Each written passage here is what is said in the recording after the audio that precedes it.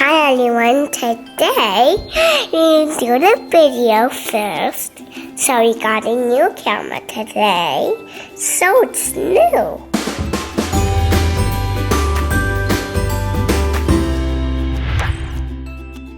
Okay, I'm at the airport. I'm heading to Knoxville to see a few girls that are on my team in direct sales. And one of the questions I got was, Michelle, how do you keep like a positive attitude when like negative things happen? So, well, a few things. Like number one, I was just going through security and they had to check my bag. And instead of like, oh my gosh, I'm running late, I just was in my head, I'm like, I'm so lucky. They want to look at my bag. Like that's just how my brain thinks. It just thinks in terms of like, I am so lucky that happened. So she's like, oh, you had a banana. And I was like, oh yeah, okay. And I got to talk with her and it's like a fun conversation. So I look at things like that. The other thing I always tell my girls, like when we leave conventions and stuff, there's always like so much going on. And inevitably someone misses a flight and like things are delayed and people are delayed for like a day. Like, you know, crazy stuff happens at the airport. And so I tell them, just walk around the airport and remind yourself, I am just so pretty. Everywhere you go, oh, I'm just so pretty. Things happen to me because I am so pretty. And so that's like our joke in our area is we are so pretty. And we don't mean it in like a, oh my gosh, we're like prettier than you way. We mean it in like a, dude, I'm just keeping my brain in a good place kind of way. So, okay, so other random thing I wanted to share. So when I was inviting, I don't know, like one of my videos, in the video you see me just like inviting people to an upcoming event. Like I was all over inviting guests. Well, when the guest event came around, I had like 5 confirmed guests. Do you know how many came? 0. Like one was like, oh my gosh, I can't find a sitter last second. The other one was ignoring me. The other one didn't come. Like just all random stuff happened. And so nobody came to my guest event. So I had it with several of my leaders on my team and it was me and them sitting around and there was one guest there. And it was like the funniest like random event. But like that stuff happens, really think much of it. I'm like, okay, new day. We're gonna just keep inviting. And the way I look at it is I planted seeds. So like now those people are contemplating joining.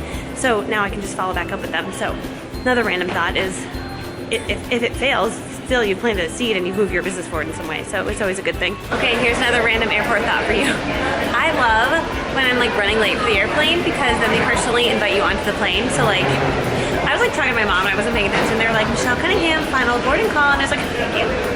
Thanks. So if you're running late, you get personally invited onto the plane. Another random thought I want to share. So I think it's so important to run in your own lane. Like I think in this business, like you can just like look at what other people are doing. And I always think of myself as like a train.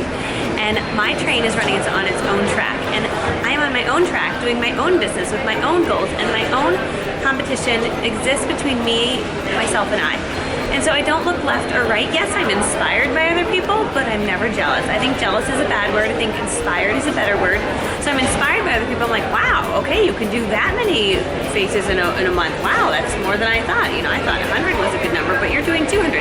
So I'm inspired by those people, but I don't compare myself. To compare is to despair. Okay, so another random thing that keeps me happy is I always have this mantra in my head, what other people think about me is none of my business. So like, I don't care what other people think about me. What they think about me is none of my business. And if they have to talk about me about something, then they have to bring it to my attention. But I don't ever in my brain think about what people are thinking about me until they come and tell me that this is the situation that they're thinking about me and we need to resolve it. And so I think you can get your brain like, oh gosh, what if I'm not being good to my team, or maybe my customers are upset I'm not No one's upset with me unless they come to me and tell me.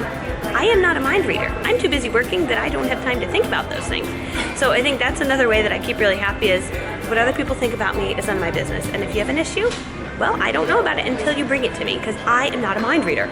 Okay, so the 5 things I do to keep my cup full, especially in direct sales, because people will drain you, right? If you let them, like if you're like, oh my gosh, I have my customers that need this and I'm trying to book appointments and these people need this and then I've got my team that needs this and you are pouring into everybody and you're forgetting to refill your own cup, your cup matters the most. So I think one thing that I do really strategically is that I fill my cup first. And for me, what got me excited about direct sales in the beginning was the idea that I could sell a product to someone and make a profit. That excited me. Today, that still excites me. No matter how much money I make, I get excited about that idea that sitting with someone, they try my product, they fall in love with me, they fall in love with my products and they buy it. And so why would I ever take that away from being the number one thing that I do? And so that is the number one thing that I do is I am with people, letting them try the product. My goal every single week is to see 25 people, 25 new people that try the product. So I focus on 100 a month. Do I hit it every month? No, sometimes I fall short. I think last month I only did 70. So my goal is always 100. So that's primary focus number one is I fill my cup by personally working, doing what I knew and loved the best. Number 2, I need to take care of me. And I know for me, I need to sleep. I need to sleep 8 hours. Sometimes I don't get that, so I'm okay with taking a nap some days because mommy needs it. Because I can't continually pour into the kids and pour into the business, pour into everything if I'm not well rested. Some days I just have to be exhausted. Today I'm on 6 hours of sleep, I'm traveling, I'm doing an event, I'm going to Knoxville. I'm gonna be tired today, but I will sleep in tomorrow. I will take care of myself. Number 3, I mean, these are things we all know, but I have to work out 30 minutes a day. Now, I have thyroid issues. When I don't work out, my muscles literally like freeze up. My neck gets tight, my back gets tight.